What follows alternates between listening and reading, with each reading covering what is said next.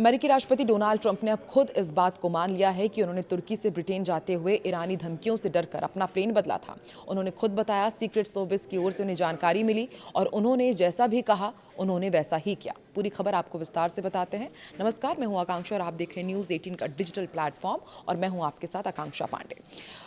Donald Trump तुर्की में plane बदलने वाली घटना पर अब खुद स्पष्टीकरण देते हुए नजर आए। उन्होंने खुद खुलासा किया है। उन्होंने हालिया शिखर बैठक के दौरान अपना विमान इसलिए बदला था क्योंकि अमेरिकी सीक्रेट सर्विस ने उन्हें संभावित खतरे को देखते हुए ऐसा करने की सलाह दी थी। ट्रंप ने कहा कि उन्हें सुरक्षा एजेंसियों पर भरोसा है और जब उनकी टीम कोई फैसला लेने के लिए कहती है तो वो उनकी सलाह मानते हैं। ओहायो से लौटने के बाद पत्रकारों से बातचीत में ट्रंप ने बताया कि उन्हें दूसरे विमान से यात्रा करने के लिए कहा गया था। उन्होंने कहा कि उस वक्त खतरे से जुड़ी ज़्यादा जानकारी जानने की उन्होंने कोशिश नहीं की और सुरक्षा अधिकारियों के निर्देशों का पालन किया। ट्रंप के मुताबिक उन्हें अक्सर धमकियां मिलती रहती हैं और इस मामले में भी शायद कोई खतरा मौजूद था। यही वजह है कि उन्होंने सिर्फ वही किया जो ज़रूरी था और सिक्योरिटी की ओर से कहा गया था। अब आपको बताते हैं कि कैसे कैसे ट्रंप ने तुर्की में विमान बदला।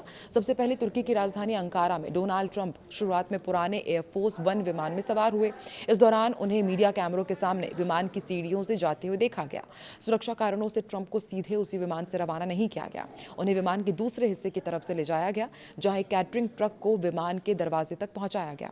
इसके बाद ट्रंप और उनके कुछ करीबी सहयोगी कैटरिंग ट्रक के अंदर पहुंचे।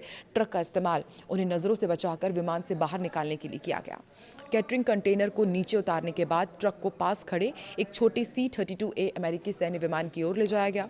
ट्रंप को इसी विमान में बैठाया गया। व्हाइट हाउस के कर्मचारियों ने पुराने एयरफोर्स वन में मौजूद प्रेस टीम को विमान की खिड़कियों के पर्दे बंद रखने को कहा। इससे पत्रकारों को यह आभास बना रहा कि ट्रंप अभी उसी विमान में है। फिर रात करीब 10:30 बजे C-32A विमान ब्रिटेन के royal air force Milton hall base पर पहुंच गया। विमान का कॉल साइन बदलकर इस्तेमाल किया गया था ताकि ट्रंप की वास्तविक स्थिति तुरंत स्पष्ट ना हो और करीब 10:29 पर ट्रंप की मौजूदगी का भ्रम बनाए रखने वाला पुराना एयरफोर्स वन भी मिल्टन हॉल पहुंचा। इसके बाद ट्रंप को दोबारा उसी विमान में ट्रांसफर किया गया। करीब 10:30 से 11 बजे के बीच ट्रंप पुराने एयरफोर्स वन में वापस पहुंचे।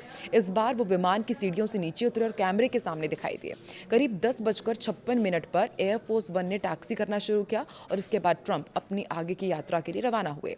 ट्रंप ने कहा कि वो सुरक्षा से जुड़े मामले में सीक्रेट सर्विस और सेना के फैसलों पर भरोसा करते हैं। उनका मानना है कि अगर सुरक्षा एजेंसियां किसी खतरे को गंभीर मानती है तो राष्ट्रपति के लिए जरूरी है कि वो उनके निर्देशों का पालन करे। इस पर आपकी क्या प्रतिक्रिया है, कमेंट बॉक्स में जरूर बताएं।